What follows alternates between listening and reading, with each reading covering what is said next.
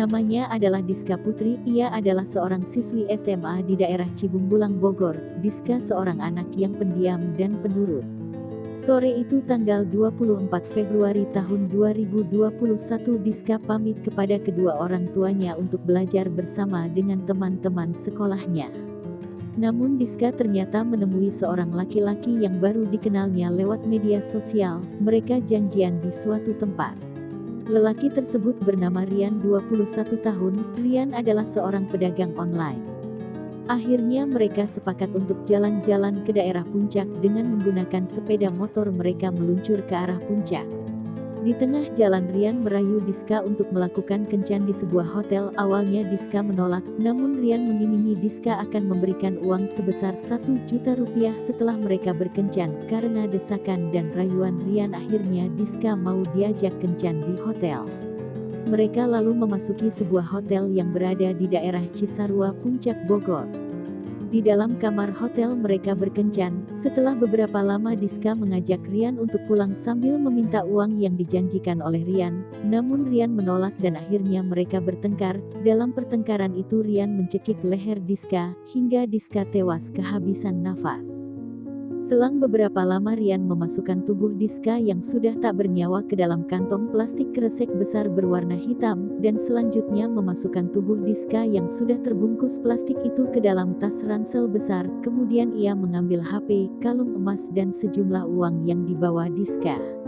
Lalu Rian keluar hotel dengan membawa mayat Diska menggunakan sepeda motor menuju kota Bogor.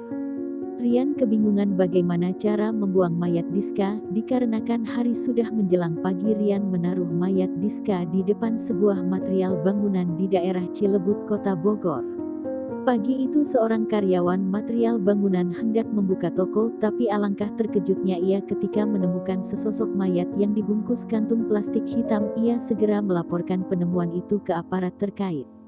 Sementara itu orang tua Diska sejak malam tadi sudah mencari Rizka kesana kesini. Mereka khawatir dengan Diska yang sampai larut malam belum pulang ke rumah, dan alangkah terkejutnya mereka di saat siang hari didatangi petugas kepolisian yang mengabarkan telah menemukan mayat Diska dengan kondisi yang mengenaskan. Serta merta kedua orang tua Diska menangis. Mereka tidak menyangka anaknya akan bernasib seperti itu.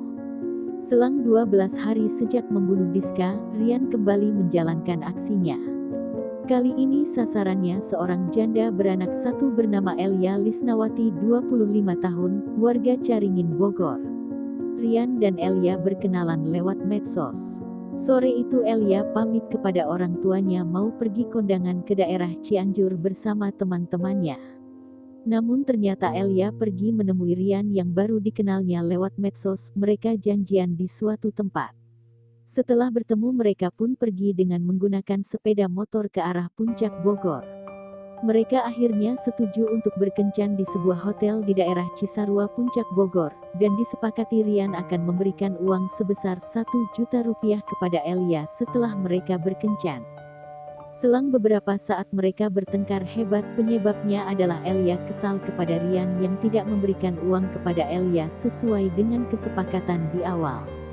Elia tewas dicekik, kemudian Rian mengambil HP dan harta benda lainnya milik Elia. Rian memasukkan tubuh Elia yang sudah tak bernyawa ke dalam tas ransel besar yang sudah ia siapkan sebelumnya. Rian membuang mayat Elia di sebuah lahan kosong di daerah Pasir Angin, Mega Mendung, Bogor. Sementara itu keluarga Diska Putri terus mendesak pihak kepolisian untuk segera menemukan pembunuh putrinya. Dengan menelusuri jejak digital dari HP milik Diska, akhirnya polisi bisa mengidentifikasi siapa pembunuh Diska.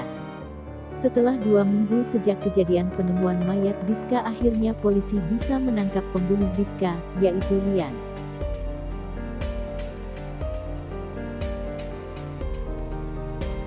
Rian awalnya tidak mengakui bahwa ia juga membunuh Elia, tetapi setelah ditunjukkan bukti jejak digital di HP Rian dan Elia, akhirnya Rian tak bisa mengelak lagi.